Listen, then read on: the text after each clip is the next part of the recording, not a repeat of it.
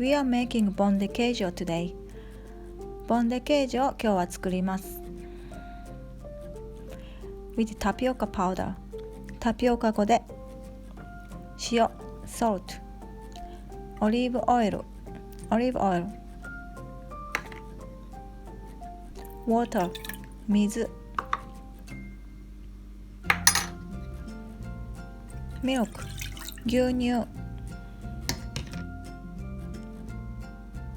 heat until boiling point、沸騰前まで温めます。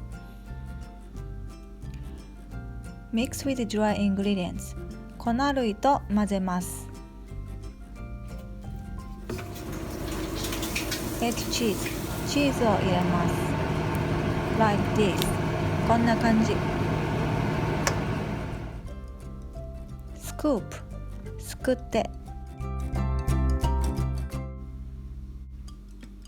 Put it in the oven at 180 degree、180度のオーブンへ。About 20 minutes、約20分。Looks good、いいね。or おいしそう。Looks yum。Let's try it。試してみよう。It's hot。熱い。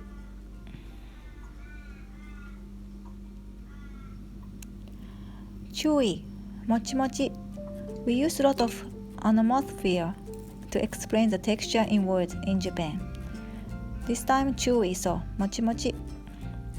Ready、出来上がり。